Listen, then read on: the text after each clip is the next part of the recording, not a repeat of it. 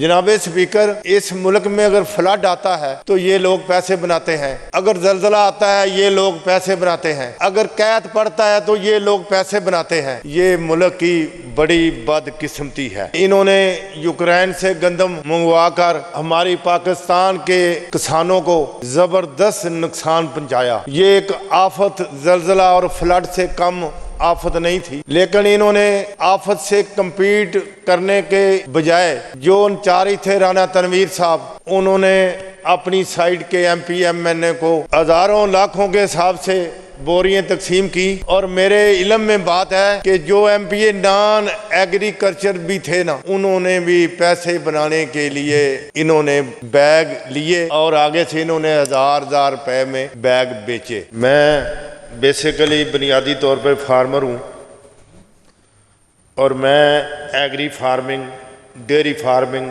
Fish farming, poultry farming और agri research पर कोई बात करना चाहता हूँ। इसके बाद दूसरे महकमों के मुतल्लिक़ भी थोड़ा टाइम लूँगा। इंशाल्लाह आपके दिए हुए टाइम से तजावुज़ नहीं करूँगा। गुजारिश ये है कि एग्री का सारा पंजाब जानता है और हाउस में भी एग्रीकल्चर के मुतल्लिक़ बहुत ही बातें हुई हैं, लेकिन कई बातों पर अफसोस भी होता है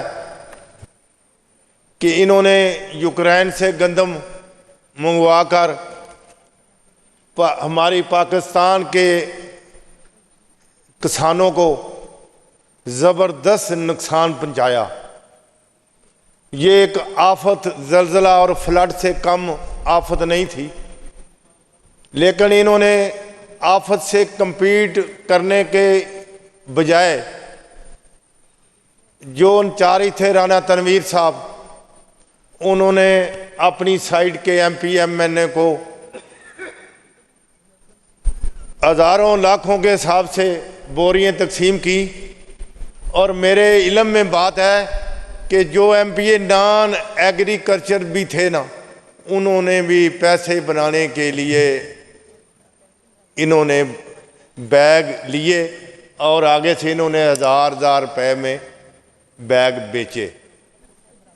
जनाबे स्पीकर, इस मुल्क में अगर फ्लड आता है तो ये लोग पैसे बनाते हैं, अगर जलजला आता है ये लोग पैसे बनाते हैं, अगर कैद पड़ता है तो ये लोग पैसे बनाते हैं। ये मुल्क की बड़ी बदकिस्मती है। ये देखें आलू सब्जियों क्या आलू है।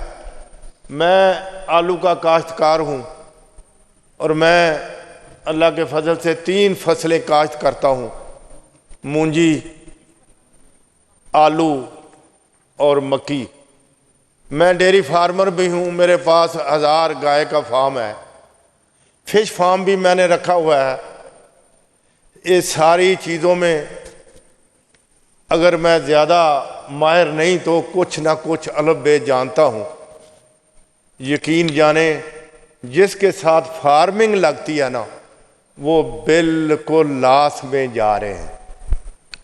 तो ये गवर्नमेंट ने क्या इनिशिएटिव लिया है किसान के मुतल्लिक़? डेयरी फार्म की बात आपको बताऊं, मैं बिल्कुल सही बात कर रहा हूं कि ये कंपनियां जो दूध के लिए आई हुए हैं ऐसे है, ये ऐसे ईस्ट इंडिया की कंपनी है और हमसे ये 125 रुपये दूध खरीद के उसे पास्चराइज करके स्टैंडर्डाइज करके और 350 रुपये में बेच रहे हैं। क्या 125 रुपये में जो फार्मर है, डेयरी फार्मर, उसका गुजारा होगा?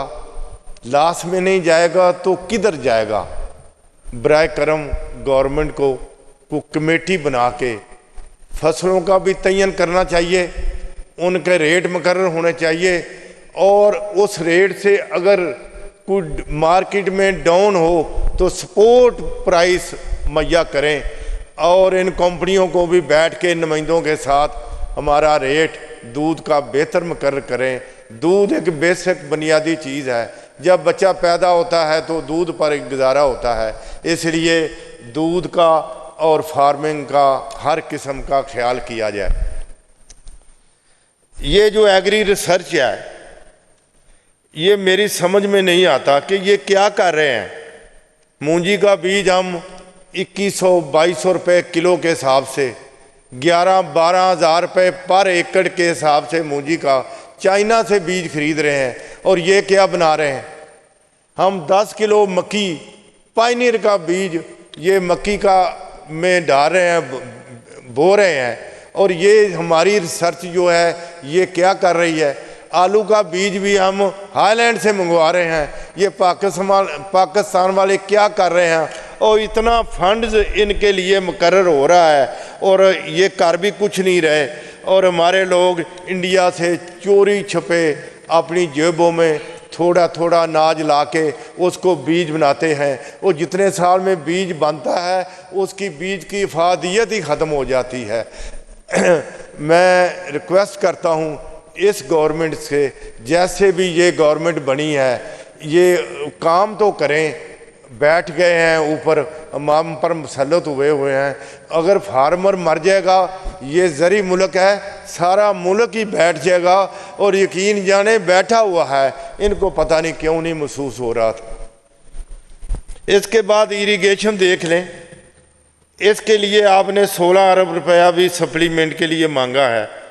हमारा गुजरांवाला का जो सिस्टम है ये अपर चनाब से बम्बा वाले खैर से नोखर ब्रांच निकलती है, उसके आगे 2 डिस्ट्रीब्यूटरी हैं क्लास के ओवरपाल, आगे जो माइनर निकलती हैं सब गंदी पड़ी हुए हैं, कोई सफाई नहीं हुई।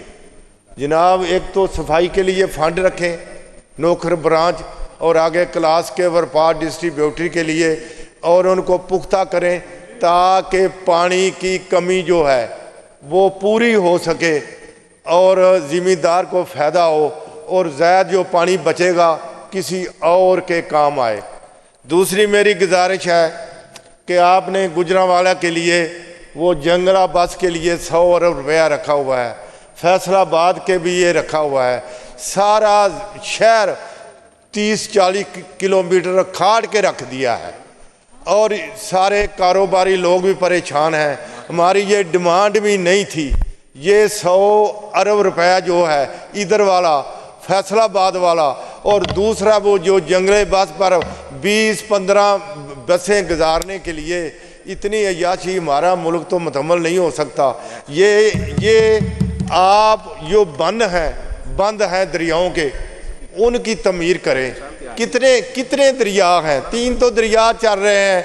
ये आप ये फ्लड आता है रावी में, सतलुज में, चिनाब में, इन बंदों के आप बनाएं ताकि ये लूट मार भी ख़त्म हो, भीख मांगना भी ख़त्म हो, और ये बंद बनाएं।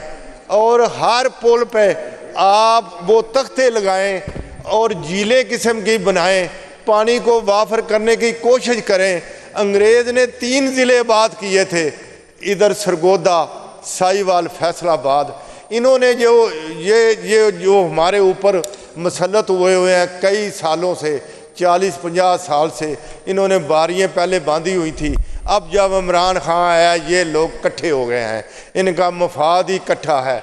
इन्होंने कौन सा कुछ ज़िला आबाद किया है? 1 एकड़ ही अगर इन्होंने आबाद किया हो इस मुल्क में ज़रखेज़ी के लिए, सारा चोलस्तान बेकार पड़ा हुआ है। ये पानी की झीलें बनाएं, पानी फ्लड का इकट्ठा करें और अगले ज़िले आबाद करें। एक ज़िला नहीं बना सके सरगोदा की तर्ज पर, फैसलाबाद की तर्ज पर, ये साहिवाल की तर्ज पर। मेरी गुजारिश है कि ये बंद बाने। मेरी गुजारिश है कि इनको कहें, ये सुन भी रहे हैं, कि जान छिड़ाएं। और ये सोलर जो है हमसे ये 11 रुपये ख़रीद रहे हैं, हमें ये 60 रुपये में बेच रहे हैं। सोलर में कोई रियायत करें ताकि तवानाई बढ़े, एनर्जी बढ़े, मुल्क तरक्की कर सके। बिजली की तरफ ध्यान दें, ये पानी को वाफर करें, डैम को बनवाएं। यही मेरी गुजारिश है।